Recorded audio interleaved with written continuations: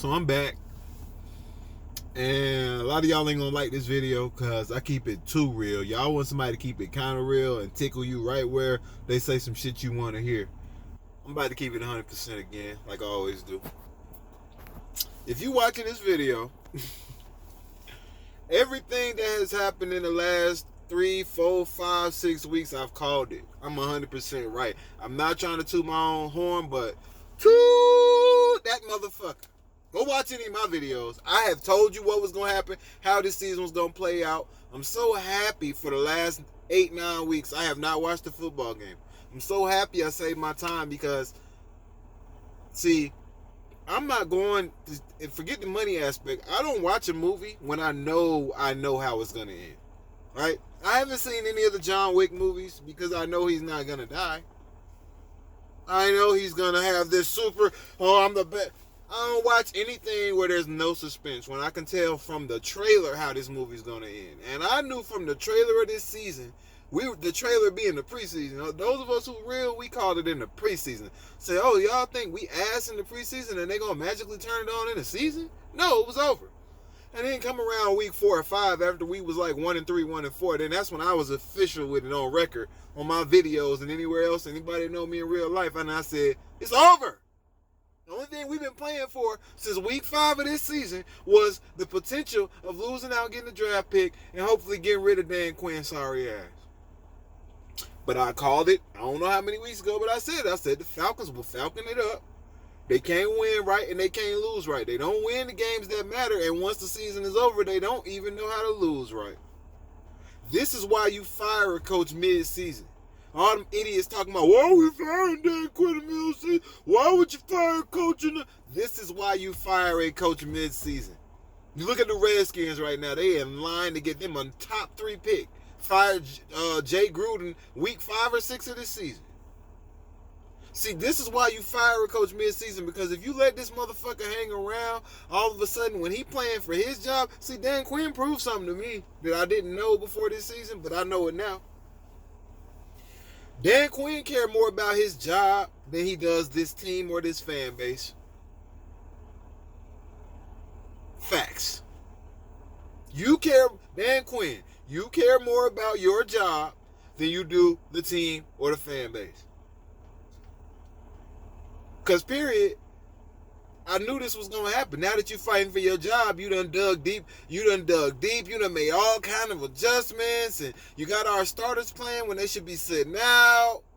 We should be losing games for a draft pick. But you fighting for your job when your ass shouldn't be back.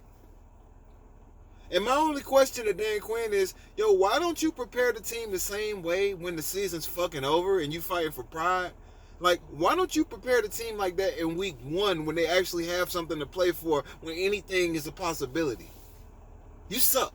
You a trash coach. I hope you fucking fired. If Dan Quinn does not get fired at the end of this fucking season, I'm buying a Saints jersey. I'm rooting for the fucking Saints for the rest of my life. I will never root for the fucking Falcons again. I will never root for the fucking Falcons again. You have already... You shit the bed in the Super Bowl. You shit the bed the last 3 seasons. You're shitting the bed in real time right now. Sitting here. I made my video last week and I said if the draft were today, we would be drafting number 6 overall. If the draft were today, we would be drafting number 8 overall. Because of a meaningless win over the Panthers, who even they fired their coach and they doing better than us, but we still got Quinn. So... I fully expect them motherfuckers to win out now that there's nothing to play for. Now that we know y'all sorry asses ain't going to make the playoffs. In a year where a 6-win team in the NFC, currently the 6-win Cowboys are still leading their division. Y'all are ass cheeks. So, already fucked up the draft position. I fully expect y'all to win all the rest of the games and we can get us a nice number 15, 16, 17 round pick and get Mr. Average, McAverage. And then we can go watch Chase Young tear it up for some other team. Right? Okuda. Whoever your guy is, right? He ain't forget it. You can let that, just being a Falcons fan, that you can let that go. Like that part is not gonna happen. Right? As a Falcons fan, I already accept the draft is over. But I can tell you, the string that I'm holding on for any kind of hope for next season, because it's not a draft pick at this point. He's not a new offensive coordinator. I don't care about Matt Ryan, who I don't believe in anymore at this point, but whatever. He's the guy. Y'all done paid him so much money. Y'all owe him. I understand. He ain't going nowhere. Right? That's a fact. So Matt Ryan will be the starter next year. The only upside any of y'all have, whether you want to admit it or not, for next year is hoping that we have a new coach, new GM, not one or the other, both. A new coach, a new GM. But if I had to pick between keeping Dimitroff and firing Quinn or vice versa, I would say, reluctantly keep Dimitroff, but Dan Quinn got to go. I don't care what you're capable of, you will have to prove it somewhere else. Ron Rivera's a better coach than Dan Quinn. I don't even want Ron Rivera here. I'll take him as defensive coordinator. But if the Falcons, because I see you, Dan Quinn, right? Now you care about your job. You got a little petty-ass 4 wins. If this motherfucker gets a 6 or 7 wins this season and Arthur Blank doesn't fire him, I fire you, Arthur Blank. You're going to be fucking fired. And I'm going to make sure to support the Saints, the Patriots, and any team that plays the Falcons every week for the rest of my life, because I will officially be like, this team accepts mediocrity. I don't accept that shit. And I'm done. Right now, we could have been in prime position. Like, y'all got so... And then I'm looking at all these comments. Every single person on Reddit, Falcons, and on the Falcoholic, y'all acting so happy about this goddamn win, and y'all try to make me seem like a negative person. The team, I'm happy we got... Keep that same energy. I don't want to hear you bitches bitching next year when we draft trash McGarbage. I don't want y'all to say nothing. I'm saving comments. I'm screenshotting motherfuckers. All y'all talking about, well, it feels good to get a win against the Panthers who just fired a coach. All y'all so happy 3-4 weeks. Feels so good to get a win against New Orleans. Keep that same energy when we trash next year and when we don't draft nobody. The same shit that happened to it. I was saying this, I had the same conversation last year at this time with all you bitches. So happy we won them last 3 games. And then y'all same bitches came back when the next season started. Caleb McGarry, Chris Litt. Yeah, you bitch-ass motherfuckers want to see them win meaningless games. This is exactly what's going to happen. We ain't going to get nobody. We not going to improve through the draft. In case you wondering about free agency, we sorry as hell anyway. We never chase after any real studs in free agency, but now we don't have no money, so it's official. There will be no free agency. So I'm just here to say I told you so. I hope that I'm recruiting some of you people. Give up on the Falcons. The only way this team will ever improve is if people stop buying their merchandise, which I've stopped buying. Stop going to games. I'm not going to no games.